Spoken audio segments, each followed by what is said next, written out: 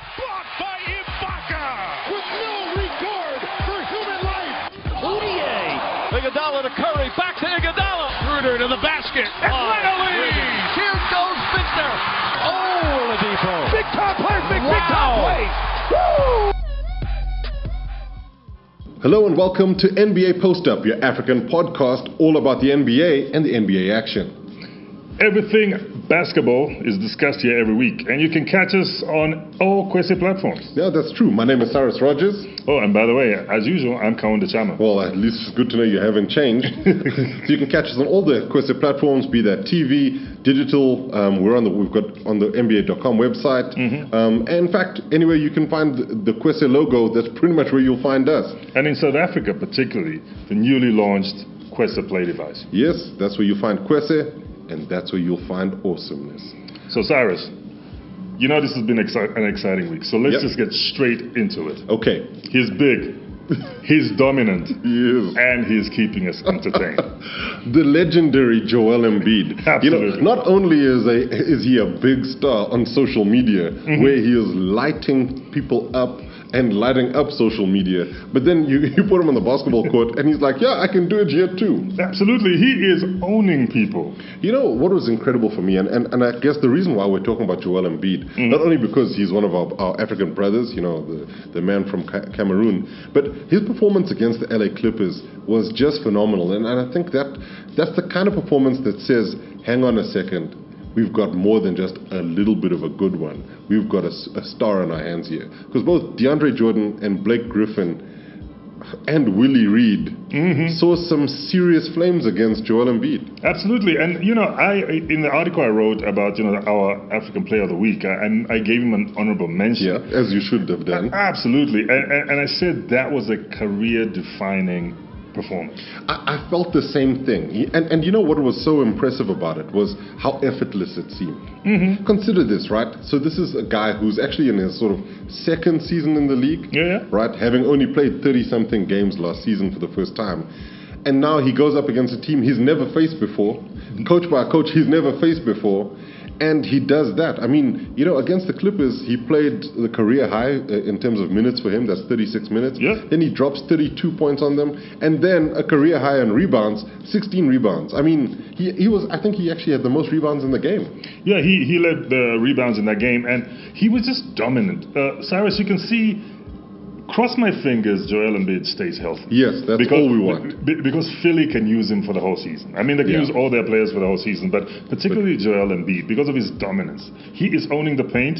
Yep. He's shooting. He's got a stroke that's developing very nicely. And he's just going to become one of those all-rounders. I think defensively, he can be a great rim protector. You know, and offensively, he can shoot nicely.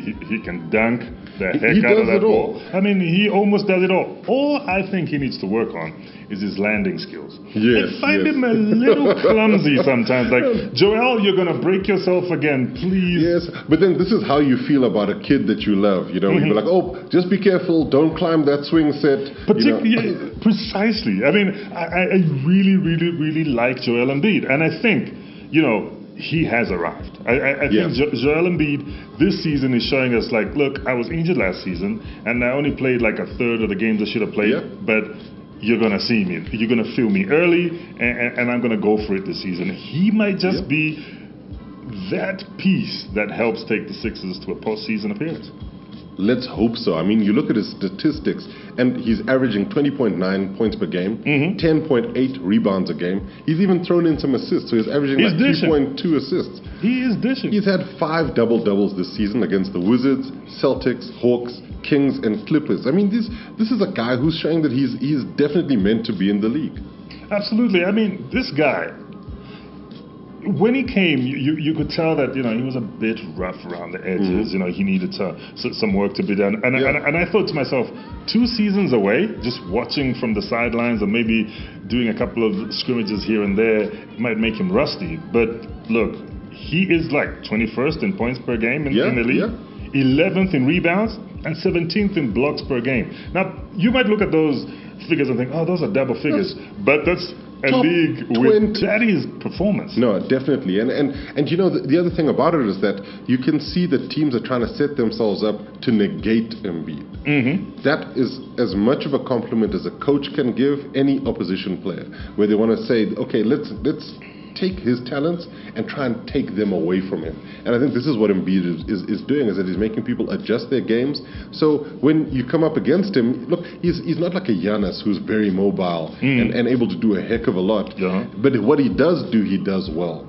And he also gets in the mind of his opponents. Oh, yeah. So when you look at some of the trash talking, and we know there's a lot and there's going to be more to come, but he backs that up. Absolutely. I mean, this is a guy who can trash talk at DeAndre Jordan and a Kevin Durant. Yeah, you know, with varying degrees of results afterwards. Of course. But you know, he'll get up in an opponent's face and say, you know, I can do what I came to do. And I think this is also something about the younger generation of players coming through. It's not necessarily a level of disrespect as such, but it is about people trying to get them to understand that they have to respect Embiid. He's not just a joke; he's actually got skills. And Cyrus, at the end of the day, basketball is as much a physical and skill sport as it is a mental sport. So if you can get into the mind of your opponent, even in a joking manner, you have them giggling or frustrated, you've got them. Exactly. And I think this is the other thing. People might have thought this is the guy who just wanted to get to All-Star via a date with Rihanna. You know, that was his thing. Now I think he's actually legitimately trying to become an All-Star off his skill set. And nobody's stopping him. So Cyrus, on a scale of 1 to 10, before we end off this Joel Embiid discussion, chances of him becoming an All-Star on a scale of 1 to 10? Look, because I love this guy, right? And we're saying, are we talking about this season? This season. I would say his chances are at about maybe 7.5. Out of 10. Out of 10. Think about it this way, right? He's got a lot of fans around the world, and the fan vote counts. He's got a lot of fans in the NBA. And I think he's a young player who could possibly push. I think if you're trying to find African All-Stars, maybe it's him and Giannis. That would be the two guys that you might look at. But maybe it's also too soon. They might say, well, he's a sophomore, which means, you know, he can play in the Rising Stars Challenge. You know, so that's also an All-Star appearance, although at the weekend, not necessarily in the game. But I think I would legitimately look at it, you know, and say, oh, why not? All right. Now, this week we looked at a very prolific young African player as our African Player of the Week. Yeah. He's been coming off the bench.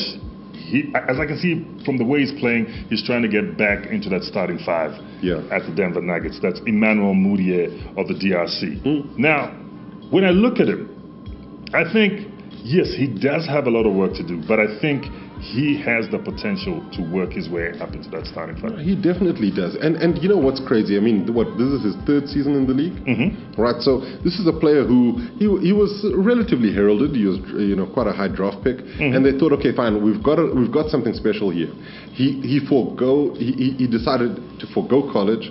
He went to go and play professionally in China. And that's something that not a lot of players were doing at the time. And then when you take that experience and you try to bring that back to the NBA, sometimes you can see exactly how it worked. He's definitely a confident player. And I think the reason why we went for him as sort of African Player of the Week was because of his performance against the Oklahoma City Thunder. That game basically was the sort of heralding of a new star. And if he can hold on to that brightness, I mean, that performance alone was just incredible. I mean, 21 points? 21 points. 7 rebounds and 5 assists in 30 minutes on the hardwood. And let's not forget one important factor. He was guarding the reigning MVP.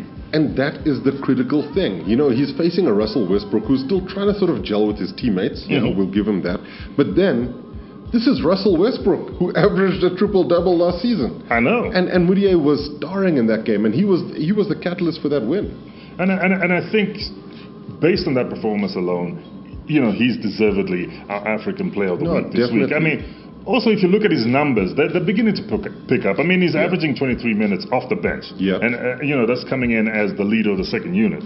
Which I think is a good position to be now that he's building his way up to be that starting point guard. Now, his numbers, 11.6 points a game. That is not something shabby. I know he can do much better, personally. Sorry, I'll say, as a point guard, my judge of a good point guard is his assist numbers should be high. Yeah. I mean, 3.2 assists per game for me is rather low, but he's coming off the bench as well. So I'll give him that, as leeway.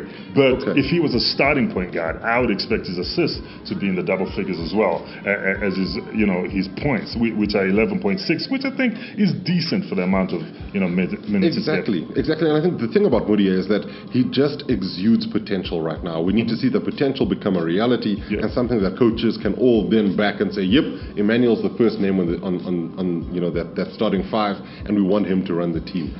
And I know, when you're a player and you're trying to regain that position, he has tasted, being that starting point guard. And once you get sort of relegated or put on the bench, you want to get that position back. Exactly. And I think that's the mindset he's playing with. You can tell he wants to achieve. He wants to perform. And he knows it's not a walk in the park. I mean, the league has changed so much. Even the teams, the composition of his opposing teams has changed over during the preseason. So he's got to put in more work.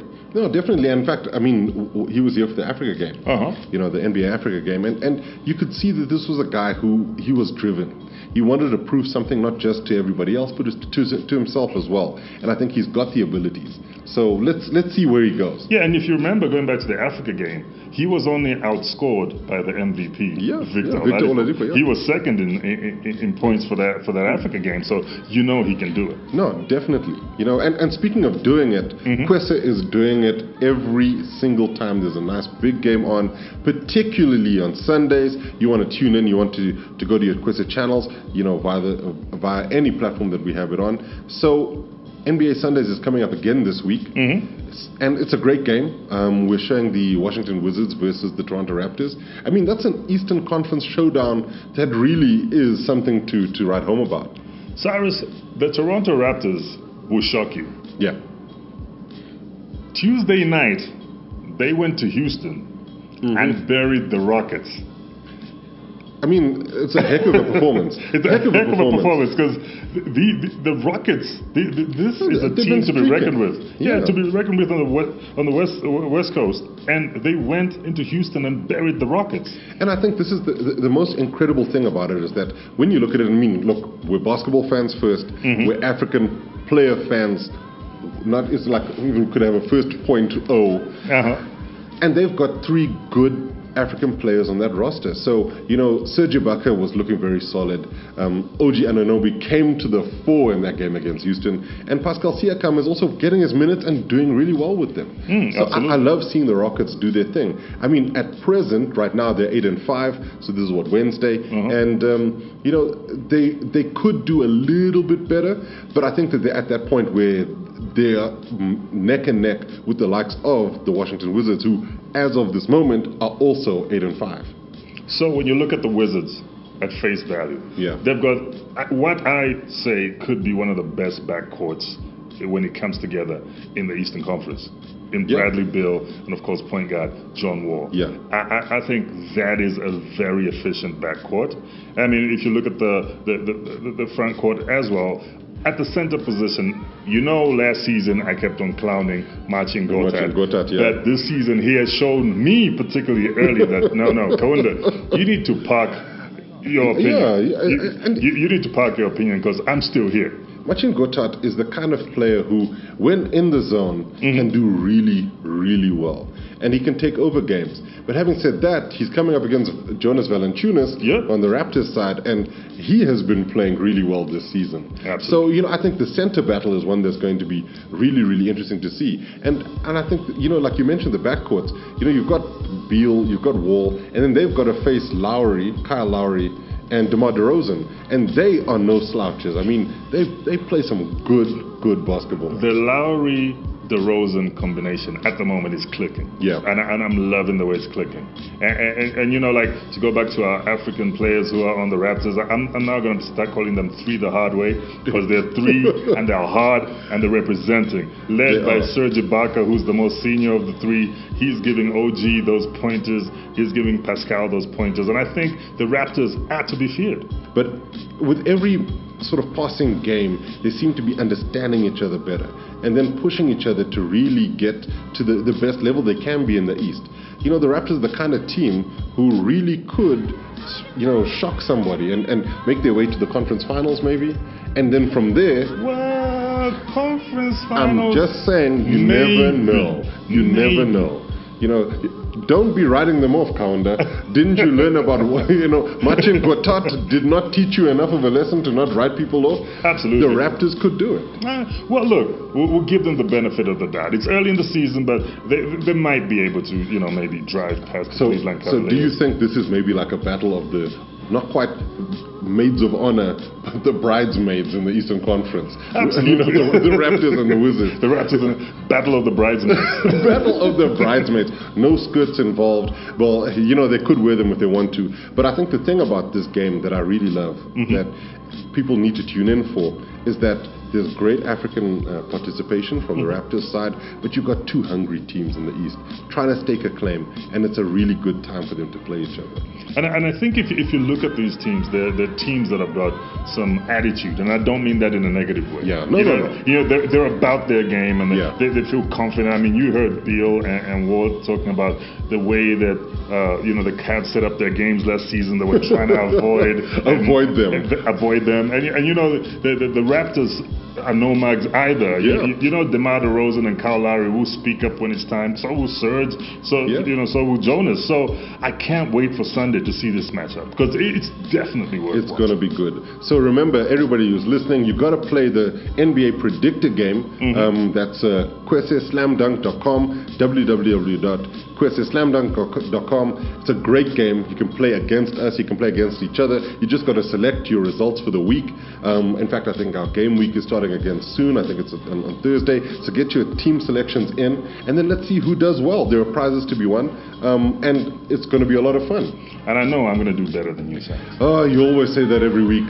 Let's see. The numbers will tell us who's winning. Absolutely. All right, that's it from us. From me, Cyrus Rogers, it's been real. And from me, Kaunda Chama. I'll see you in 7.